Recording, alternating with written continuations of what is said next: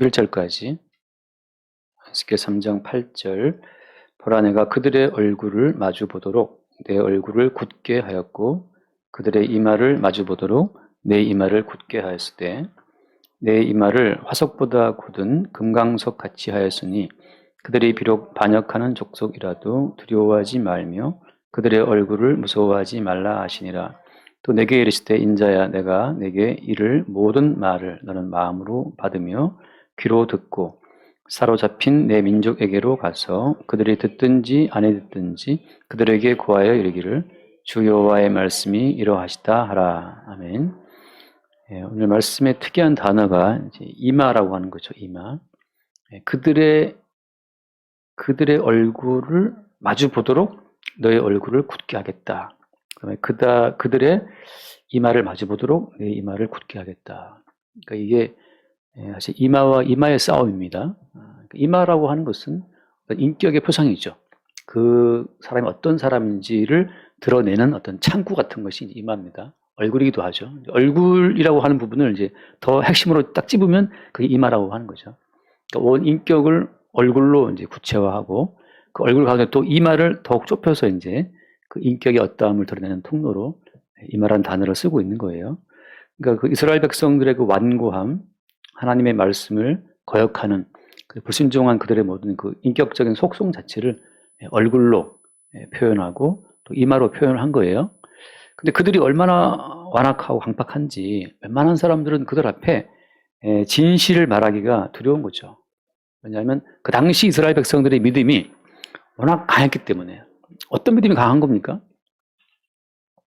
우리는 택함받은 민족이기 때문에 설령 지금은 포로로 끌려와서 그발강가 낯선 이방인 땅에 끌려와 있지만 다시 우리는 돌아갈 수 있단 말이지. 하나님이 우리의 하나님이시고 하나님 우리와 함께 하시고 우리는 택한 백성이고 우리는 언약이 있고 성전이 있었고 말이죠. 여러 가지 그들의 믿음을 정당화할 수 있는 수많은 근거들이 그들한테 있었거든요. 역사상으로. 그래서 그들의 믿음을 정당화할 수 있는 그 모든 재료들을 총동원해서 우리는 조속한 시일 내에 포로 생활을 끝내고 돌아간다라고 하는 역사가 주는 믿음이죠. 신앙생활을 오래 하신 분들은 참 돌이키지 않습니다. 왜냐하면 그들이 오랜 세월 해왔던 그 신앙생활 경험이 곧 그들의 하나의 정당성의 근거가 되기 때문에 이렇게 오랜 세월 내가 예수를 믿고 교회 생활을 해왔고 또 어떻습니까? 내가 방언을 받았고 내가 예언을 받았고 아무튼 그 신앙생활 중에 겪었던 그 무수히 많은 경험들이 그들을 어때요? 그들의 그 잘못된 믿음 속에 딱 붙어 있도록 하는 거죠. 잠깐 말씀만 신명기 이거 안 주지 않았어요, 선생님? 신명기 29장 말씀을 보면 이따 히브리 공부할 때 지금 미리 하게 됐네. 신명기 29장에 그 2, 3절부터 2, 3, 4절까지 신명기 29장 2절부터 보겠습니다. 거기 2절을 보면 모세가 온 이스라엘을 소집하고 그들에게 이르되 여호와께서 애굽 땅에서 너희의 목전에 바로와 그의 모든 신하와 그의 온 땅에 행하신 모든 일을 너희가 보았나니 3절 같이 볼까요? 곧 그 큰 시험과 이적과 큰 기사를 내 눈으로 보았느니라. 그러나 깨닫는 마음과 보는 눈과 듣는 귀는 오늘 여호와께서 너희에게 주지 아니하셨느니라. 이게 여러분 이스라엘 백성들이 겪었던 그 엄청난 시험과 이적과 큰 기사라고 하는 것은 역사상 이스라엘 백성들처럼 하나님의 살아계신 이적을 많이 경험한 적이 없죠. 그러니까 이스라엘 백성들의 그 자부심이라고 하는 것은 우리가 이렇게 어마어마한 영적인 체험을 한 민족이다. 한 나라, 거대한 제국, 애굽을 때려 부수고 우리를 끄집어낸 여호와 하나님의 그 엄청난 손길을 경험한 민족이고 그 하나님께서 우리에게 언약의 돌판을 주셨고 성전을 주셨고 약속을 주셨는데 우리가 어떻게 저 이방인들한테 끌려가 포로 될 수 있겠냐 말이죠. 근데 문제는 뭡니까? 그 큰 시험과 이 큰 기사를 이렇게 많이 경험했지만 방언도 하고 예언도 하고 뭐 입신도 했다 그러고 말이죠. 한때는 손대면 뭐 병도 낫고 말이죠. 그렇게 엄청난 한때는 성경을 뭐 10번씩도 보고 말이지. 깨닫기도 하고 말이지. 얼마나 많은 걸 봤다 하더라도 문제는 뭐냐? 4절 말씀. 그러나 깨닫는 마음과 보는 눈과 듣는 귀는 오늘 여호와께서 너에게 주지 않았다. 이런 깨닫는 마음과 보는 눈과 듣는 귀는 여호와께서 그들에게 주실 때만 받는 거잖아요. 다 마찬가지죠. 모두 마찬가지긴 한데 중요한 건 어떤 하나님께서 예컨대 사울 왕에게도 왕권을 주셨단 말이죠. 사울 왕에게 왕권을 주셨지만 왜 내가 너에게 이스라엘 첫 번째 왕을 삼으신 자에 대한 그 왕권을 주신 그 의미와 목적과 취지에 대해서는 여호와께서 사울 왕에게 알게 하지 않으셨어요. 우리가 은사를 경험할 수 있습니다. 근데 그 은사가 왜 왔는지에 대한 그 의미와 그 취지는 따로 주께 받지 않으면 은사를 가지고 망하는 거거든요. 그러니까 이스라엘 백성들도 이렇게 많은 어떤 은혜, 기적, 놀라운 것들을 체험한 민족이기 때문에 그러한 놀라운 이적과 경험과 체험을 주신 하나님의 그 목적과 의미에 대한 부분을 깨닫지 못했기 때문에 지금 그 모든 경험이 어때요? 그들의 믿음을 정당화해주는 그들의 존재를 굳건하게 세워주는 도구로 다 쓰여버린 거죠. 그러니까 이게 육적이라는 보통 이제 육의 인간 특징이 뭐냐? 육의 인간의 특징은 뭐든지 내게로 가져와예요. 어떤 체험을 했든지 간에 그건 내 체험이 되는 거죠. 그죠? 뭘 봤다. 내가 본 게 되는 거예요. 그러니까 육이라고 하는 육적인 육이라고 할 때 영과 육을 나눌 때 말이죠. 영의 세계라고 하는 것은 모든 것이 예수 그리스도에게로 귀속되지만 육의 세계는 모든 것이 내게로 돌아옵니다. 그게 차이점이에요. 뭐 영과 육의 차이가 굉장히 많이 있지만 한마디로 말하면 마지막 모든 것이 그리스도 예수에게로 귀속되면 영의 세계이고 모든 것이 나에게로 돌아오게 되면 육의 세계예요. 그러니까는 그 사람이 근데 무슨 은사를 받았다 말이죠. 무슨 뭐 예언을 한다, 방언을 한다 다 좋아요. 근데 그걸 통해서 그 은사를 행사하는 나에게로 가치가 돌아오면 육의 인간이 되는 겁니다. 우리는 생각하죠. 아, 하나님, 그럴 거 왜 줬습니까? 근데 그 줌으로 말미암아 그들의 실상을 주님 드러내시는 거예요. 이걸 줌으로 말미암아 하나님께서는 그들의 본질을 드러내시는 거죠. 그래서 주님께서는 줬다가 또 취하신단 말이죠. 주시기도 하고 취하기도 하시고. 근데 줬다가 취해가시는 그 순간에 육의 세계는 내 것이기 때문에 내 걸 왜 가져가냐라고 이제 대드는 거죠. 근데 이제 영의 세계에서는 이게 원래 내 것이 아닌데 내게 왔단 말이죠. 근데 주님이 가져간단 말이지. 원래 원 주인이 줬다가 가져가는 거니까 그건 원래 아무것도 아닌 거예요, 그냥. 오히려 주시고 가져가시는 그 주의 손길을 우리는 바라볼 뿐이죠. 근데 육의 세계는 주셨다. 내 건데 이미 왜 가져가냐고 이제 대드는 거죠. 그게 영과 육의 차이점인데 이스라엘 민족은 지금 그 무수히 많은 영적인 경험과 체험들을 자기 민족화한 거예요. 우리 민족은 이래서 특별하다는 거죠. 할례도 우리는 있고 뭐 성전도 있고 약속도 다 있단 말이죠. 근데 뭘 모르는 겁니까?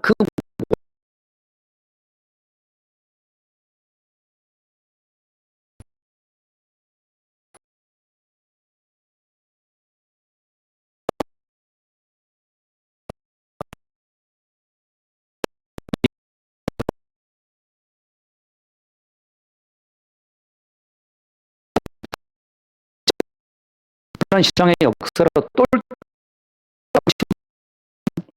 우리는 할례가 있고 그렇게 자부심으로 빛나는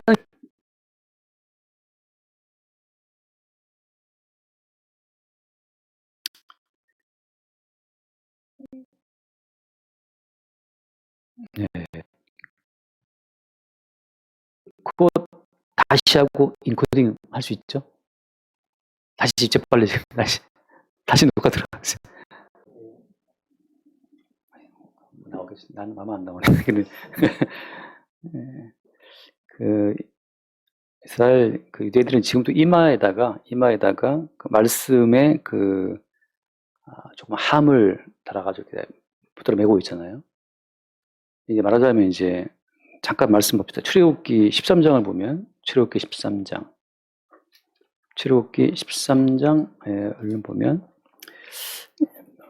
몇 절부터 8절을 볼까요? 13장 8절에 보면 너는 그날에 내 아들에게 보여 이르기를 이 예식은 내가 애굽에서 나올 때에 여호와께서 나를 위하여 행하신 일로 말미암음이라 하고 한 9절 볼까요?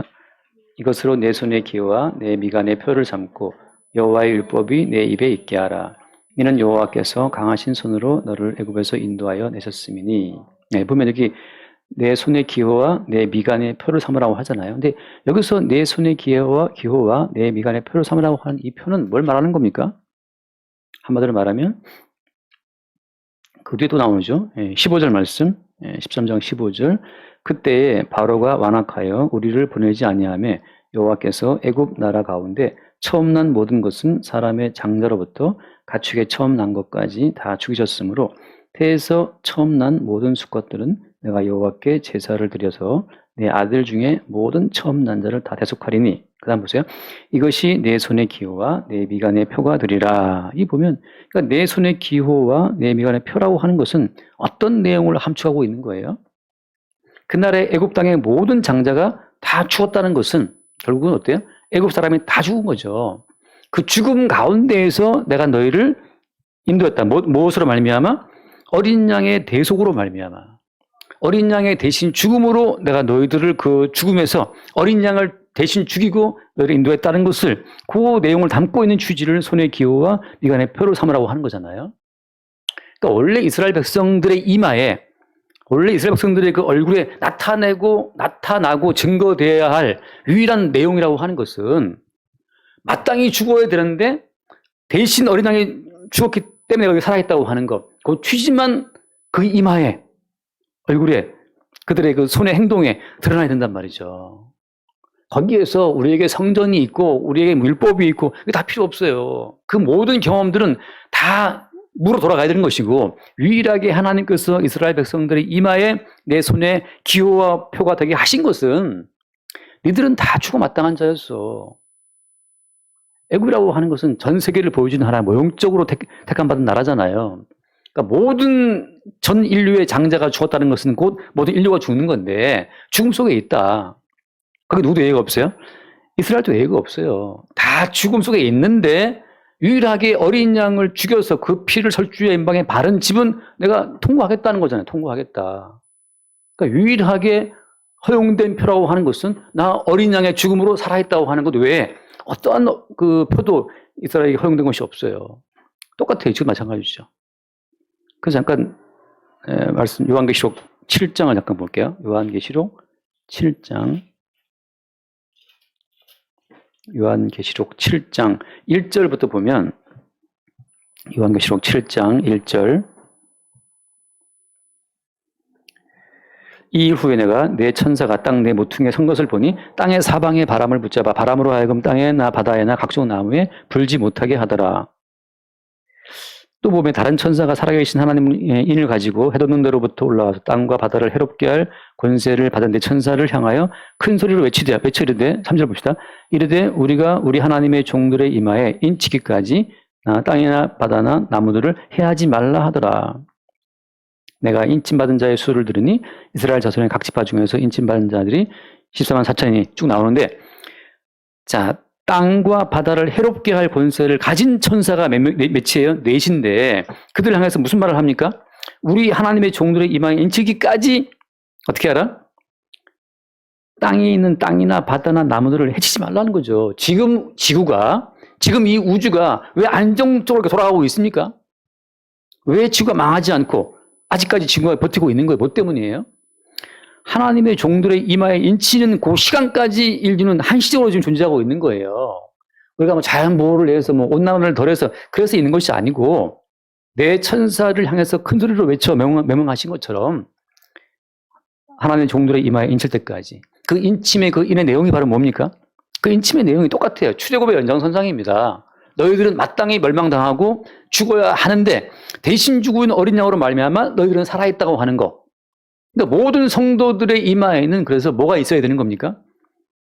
인침이 있어야 돼. 어떤 인침이 있어야 되는 거예요? 그 요한계시록 14장 1절. 이건 또 안 좋나? 아무튼 뭐, 예, 요한계시록 14장 1절 말씀. 14장 1절. 또 내가 보니 보라 어린 양이 시온산에 섰고 그와 함께 14만 4천이 서 있는데 그들의 이마에는 뭐가 있어요? 그들의 이마에는 어린 양의 이름 그리고 그 아버지의 이름을 쓴 것이 있더라. 인침의 내용은 바로 뭡니까? 어린 양의 이름이에요. 다시 말해서 너는 내 것이라고 하는 거죠.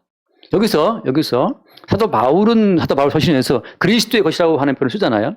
사나 또 죽은 우리는 죄 것이니까 여기서 뭐라고 표현하고 있습니까? 어린 양의 이름을 썼다고 하죠. 그거 왜 이렇게 쓰는 거예요? 자, 그리스도의 것이라고 하는 그 어떤 자세한 내용을 말하면 뭐냐 하면 어린 양의 희생을 담고 있는 어린 양의 희생으로 말미암아 존재하는 자들이라는 뜻이에요. 어린 양의 희생으로 말미암아 존재하는 자들. 그러니까 매일매일 대신 죽어나가는 어린 양으로 말미암아 내가 존재한다는 것을 늘 이마로 얼굴로 나타내야 될 족속이 택함받은 민족이라고 하는 거죠. 거기에 내가 무슨 목회 몇십 년 했습니다. 내가 교회 장로로 몇 년을 섬겼습니다. 내가 무슨 은사가 있습니다. 내가 말씀 잘 깨닫습니다. 말씀 잘 깨닫는 사람들은 이마에 써 있어요. 나 말씀 잘 푼다고. 그래서 한 뭐 장광소를 펼칩니다. 뭐 성경 뭐 언어 갖다 막 하면서 그냥 이마에 딱 써 있어요. 나 성경 잘 보는 사람. 그 가만히 보고 있으면 저 사람의 성경 그 지식에 거기에 본인이 취해 있어요. 근데 어린 양의 희생으로 내가 존재한다는 것은 이렇게 내가 말을 하는 것도 사실은 어때요? 어린 양의 대신 죽은 희생으로 말미암아 내가 말을 하는 건데 어린 양의 희생의 가치가 왜 느린지 거기 안 보이는 걸 어떻게 안 보이는 걸 아무리 봐도 저 사람은 지금 자기 그 지혜와 그 놀라운 그 말재주를 막 그 펼치는 그 흥에 빠져 있어요. 그래서 가끔 보면 가수들이 막 노래 부를 때 있지 않습니까? 가수들이 그 발라드 가수들이 막 감정 좋아서 막 노래 부를 때 감정에 본인이 안 취하면 노래 못 부르잖아요. 그런 것처럼 목사님들도 본인이 그 증거할 말씀에 본인이 취해서 말씀을 잘한다고. 근데 보면 그들의 이마와 얼굴에 드러나 있는 것은 어린 양의 이름이 아닌 걸 왠지 느껴진단 말이죠. 어린 양의 대신 죽음의 희생이 드러난다면 그렇게 본인의 컬러가 드러날 수가 없는데 참 이상하다 그런 생각이 들 때가 있어요. 어쨌든 간에 성경에서 허용된 이스라엘 백성들에게 허용된 유일한 그 이마에 어떤 표라고 하는 것은 어린 양의 이름이에요. 가끔 만나보면 어떤 분들을 만나보면 정말 돈을 많이 있는 분들은 그 돈에 대한 그 자부심이 이마에 딱 서려 있습니다. 왠지 그 너그러움과 그 대범함과 넉넉함이 있어요. 제가 만나보면 최고 많이 보는 400분 만나지만 400 보신 분 만나서 하룻밤 자보니까 아주 굉장히 여유롭고 대범합니다. 대범합니다. 공부를 많이 한 사람들은 이마에도 공부 많이 했다는 게 탁 붙어 있고 말이죠. 근데 그러니까 주님께서는 바로 그런 자들을 몽땅 다 어디로 끌고 갔어요? 낯선 땅 바벨론에 다 포로되어 끌려가신 거예요. 포로되어. 그들의 그 자부심으로는 그들 민족을 지킬 수가 없죠. 다 포로되어 끌려가서 거기서 그들이 계속해서 어떤 걸 갖고 있는 거예요? 우리는 택한 민족이고 택한 백성이기 때문에 곧 돌아간다 말이죠. 그렇게 단단하게 무장하고 있는 믿음이에요. 그들이 얼마나 기도했겠어요. 주여, 포로 끌려왔지만 곧 돌아가게 해달라고 기도했겠죠. 그들의 기도가 반복되면 될수록 어때요? 점점 그들의 이마는 더 완고해지죠. 왜? 그들을 포로되어 끌려가게 하신 분이 주님인데 그들은 계속 모든 걸 주장하고 있는 겁니까? 우리 돌아갈 수 있다. 아니, 포로되게 하신 분이 주님인데 그들의 그 기도로 무장된 40일 막 기도로 무장된 그들의 그 견고한 신앙심을 에스겔이 딱 맞대응할 수 있도록. 그리고 에스겔은 무슨 말을 해야 되는 거예요? 아니야, 너희들은 포로로 끌려왔고 주의 뜻은 이 포로되어 사는 것이다. 돌아갈 생각하지 마. 때가 차기까지 못 돌아간다는 거죠. 그들의 모든 희망을, 그들의 모든 그 기도의 그 간절한 바람들을 주저앉히는 메시지를 증거해야 되기 때문에 에스겔의 이마는 더 경고해야 되는 거죠. 정말 기도를 할수록 여러분 자기 믿음에 도취되거든요. 기도를 막 하면 본인이 하는 기도가 돌아서 본인 귀에 들려요. 이렇게 영화할 때 있잖아요. 영화할 때 본인이 하고 듣는 것처럼 기도할수록 본인 하는 기도가 본인이 들으면서 자꾸 세뇌가 됩니다. 점점점 확신이 말로도 강해져요. 그렇게 하다 보면 뭐가 들려요. 그 무아지경 속에서 뭐가 들린단 말이에요. 뭐가 보여요. 그게 또 응답을 하는 거지.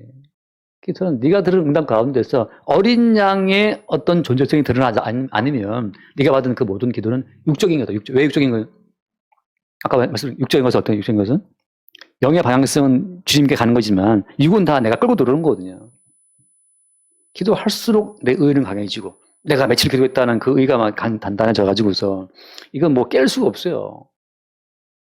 제가 40일 금식 기도하신 그분 그분이 20일 금식 기도분하고 이게 붙었어요. 근데 마지막에 나온 게 뭐냐 하면 내가 말이야 40일 금식 기도를 내가 2번 한 사람이야 딱 그러는데 그때 이제 아, 사실 금식기도가 저분의 훈장이고 저분의 무기구나. 그 앞에 20일 금식하신 분이 좀 약간 숙이더라고. 아, 진짜 더럽지만 할 수 없지. 자기는 20일 만에 밥 먹었으니까 20일 두 번 하신 분한테 개길 수가 없죠. 여기서 금식기도라고는 한 번도 안 해본 어떤 나타나가지고 말이지. 그거 다 필요 없다. 금식기도를 하나도 하지 않은 강도는 오직 예수의 은총으로 당일날 구원 됐단 말이죠. 근데 1회에 2번 금식했던 무시했던 바리새인들은 우리 주님으로부터 니들 아버지는 막으란 말을 들었단 말이지. 금식 한 번 안 하고 40일 금식기도를 2번 한 사람을 뽀갤 수 있는 그 단단함이라는 것은 오직 뭐에 대한 믿음이에요? 대신 죽으신 예수의 은총으로 사는 건데 나는 내가 기도한 공로로 사는 게 아니야. 넌 뭘 믿는데? 금식 기도한 너의 공로를 믿지. 우리는 강도고, 우리는 세리고, 우리는 창기와 같은 자란 말이죠. 아, 우리는 눈만 뜨고 힘만 있으면 음탕한 생각을 하고, 힘만 있으면 돈 생각하고 말이죠. 틈만 나면 세상 사랑하지 우리가 어디 주님 사랑합니까? 그러니까 우리는 돌아오면 그냥 죽어마땅한 자들이에요. 아, 죽어마땅한 자들이 뭐 이렇게 흔히 말하는 꼴값을 한다 하잖아요. 성경 몇 번 보고 그냥 꼴값 하는 거나 그냥 봤다 하고 그냥. 근데 딱 주님 보시기에는 죽어마땅한 자인데 본인 성경 좀 봤다는 거죠. 그게 이마에 드러나 있는 거죠. 이마에 서려 있는 거죠, 그게.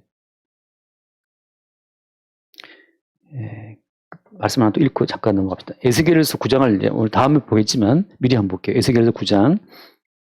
에스겔 9장 그 3절 말씀에 보면 참 자기 말씀 많이 했던 것 같아요. 9장 3절.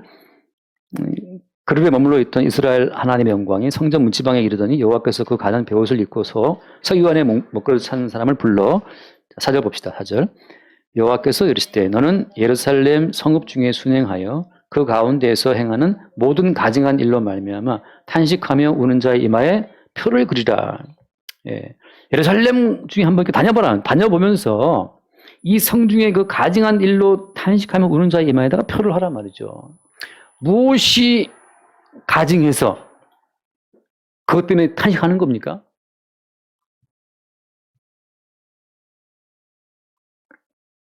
제가 지난주에 가요를 듣는데 조동진이라는 가수가 울고 있나요? 당신 울고 있나요? 그 노래 아세요? 근데 그러나 당신은 행복한 사람 그 가사. 거기서 이제 제가 옛날에 참 좋아하는 노래인데 그 뒷부분 가사가 저에게 너무 거슬렸어요. 아직도 남은 별 찾을 수 있는 그렇게 아름다운 두 눈이 있으니. 울고 있나요? 불행한가요? 그런 당신한테 아직도 하늘의 별을 찾을 수 있는 두 눈이 있지 않습니까? 하고 아직 있는 것에 대한 어떤 그런 기대와 있는 것에 대한 감사가 섞인 그런 노래잖아요. 근데 제가 느낀 건 뭐냐 하면 그 두 눈마저 뽑혀도 마땅한 자들인데 그 두 눈이 별을 보고 있는 그 두 눈이 붙어 있는 그 어떤 그 이유를 지금 모르고 있잖아요. 대신 죽으신 어린 양의 희생으로 말미암아 아직 두 눈이 붙어서 하늘의 별을 보고 있는데 마치 당연히 두 눈은 붙어 있어야 되는 것처럼 아직도 남은 별 찾을 수 있는 그렇게 아름다운 두 눈이 있으니 그렇게 아름다운 그 두 눈은 어디서 온 거냐 말이죠. 세상의 한계는 거기 있는 거예요. 신에게는 12척의 배가 있습니다 말할 때 12척의 배가 그 이마의 어떤 자긍심의 어떤 온천이라면 주님께서는 그것마저 다 깨버리는 거죠. 아무것도 없어요. 어떻게? 우리는 죽어마땅한 자. 하나님이 지금 내 천사를 동원해서 야 천사들 이제 거기 바다나 나무나 땅이나 해야 할 그거 막지 말고 이제 나도 이제 나 멸망했다라고 하면 이 세상 뒤집어지는 건 아주 순간적입니다. 뭐 그런 말 있잖아요. 바레라는 그 거대한 나라가 뭐 한 열흘인가 만에 망했다 하잖아요. 보름인가 만에. 그래서 역사적으로 그게 이상하다는 거죠. 이렇게 큰 대적이 어떻게 망했냐. 그 나온 썰 가운데 하나가 백두산 화산의 폭발이랍니다. 뭐 그런 썰도 있어요. 정확히는 모르겠어요. 근데 자연지향이라고 하는 그것이 어떠한 군대보다도 훨씬 강력하거든요. 이 모든 우주 만물이 어떻게 안정적으로 유지하고 있는가. 거기에 인간의 공로는 없죠. 우리 인간이 뭐 기도 많이 해서 헛소리죠. 여기서 지금 성중에 가증한 일로 탄식한다는 것은 뭐냐. 모든 것이 어린 양의 대신 주고 오신 희생 이후에 존재하고 있는데 정말 가증하고 이스라엘 백성들은 본인들이 기도한 공로로 하나님이 우리 민족을 사랑하신다라고 하는 착각 속에 빠져 있는 그것 때문에 탄식하는 거예요. 너의 기도가, 너의 찬송이, 너의 예배가 얼만큼 하나님 가치가 있나 말이죠. 가치 없습니다. 어린 양의 단 한 분 어린 양 예수의 그 단번에 죽으신 그 죽으심으로 우리를 거룩하게 하신 것이지 우리가 무슨 수로 거룩하게 돼요 우리가.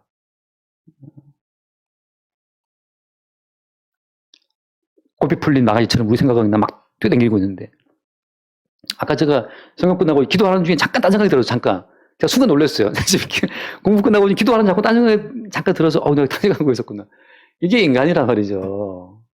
무슨 인간이 무슨 기도로 주를 감동시킵니까? 다 안 되니까 다 치워버리고 직접 본인이 육신을 입고 이 땅에 오셔서 그 몸으로 율법을 성취하시고 예언을 이루시고 십자가의 죽으심으로 구원을 완성하신 거잖아요. 그래서 구원 자체는 인간 소관이 아니에요. 주님 소관이지.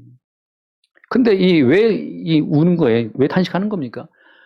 어린 양의 희생으로 준비된 그 모든 은총을 다 돌려 인간 것으로 우리가 기도 많이 하니 성경 많이 보니 우리의 성전이 있으니 그게 너무 가증스러워서 탄식하는 거죠. 그러니까 어린 양의 대속의 주님의 가치를 아는 자, 원래 주님이 허락하신 어린 양의 이름을 우리 이마에 쓰는 그 작업 가운데에서 어린 양의 이름이 이마에 써져 있는 그 사람이라면 알 것이다. 뭘 아는 겁니까? 다른 가치로 이마에 붙이고 있는 자들의 그 모든 가증함을 보고 탄식한다는 거죠. 한국교회 뭐 어쨌든 말이 많은데 한국교회가 뭐 어떻다는 거죠? 한국교회가 뭘 잘한 게 뭐가 있습니까? 아까 장성도 말했지만 보이는 모든 교회는 망해야 정상이에요. 해하던 교회도 망해야 정상입니다. 해하던 교회가 몇 년을 하겠어요. 이게 자연스럽게 망해야 정상인데 이 교회를 안 망하게 하려고 굳이 막 버팅해서 정 목사 죽어도 또 다른 목사 모셔와서 또 계속 이어가 말이지. 심지어 그 목사가 복음을 안 전가도 계속 교회를 그냥 유지해가 조직으로. 그건 교회 아니죠. 그건 마귀 집단이죠. 십자가의 탈을 쓴 마귀가 계속 설교하고 있는 겁니다. 그러니까 모든 교회는 복음을 증거하고 사라져야 돼요. 해하던 교회 100년 갈 거, 물론 주님 가게 하시면 가겠지만 우리 해하던 교회는 뭐 열대 정철 목사님의 그 유지를 받들어서 그건 김일성 집단이죠. 유언통치잖아요. 아니 열대 목사가 죽었으면 조용히 교회가 사라져야지. 무슨 김일성 죽고 김정일이 받고도 김정은 있듯이 말이죠. 무슨 일대 목사 죽고 이대 목사 죽고 계속 이어간단 말이죠. 물론 다 이어가는 교회를 다 뭐라는 게 아니고 거기서 다 복음을 증거하는 복음이 나오면 뭐 괜찮죠. 근데 단지 교회를 위한 교회가 돼버리면 조직이 돼버리니까 그건 가정한 겁니다. 그들이 이마에 표하라.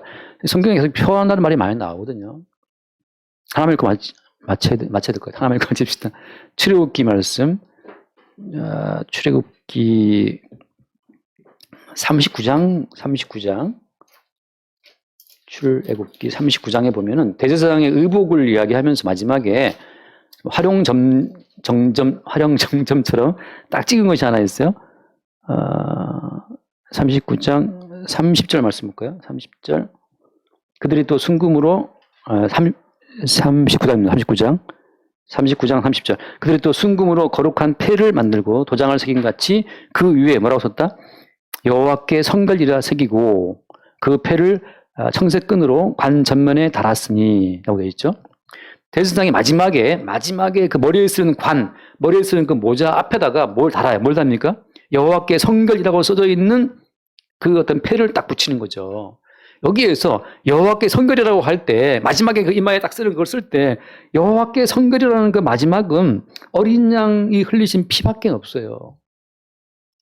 이마에다가 이 머리에 쓰고 마지막 관에 붙이는 그 패가 여호와께 성결인데 여호와께 성결이라고 하는 것은 인간의 모든 행위를 오히려 다 부정하고 거부해 버리고 어린 양의 흘리신 그 피, 순결한 그 피만이 여호와께 성결한 표식이 되는 겁니다. 모든 신앙 성도는 다 제사장들인데 우리들의 모든 이마에는 뭐가 있어야 되는 거예요? 여호와께 성결이 있어야 되는데 그 여호와께 성결이라고 하는 것은 어떤 인간도 자기의 행함으로 여호와께 성결을 달성할 수 있는 인간은 없다는 사실.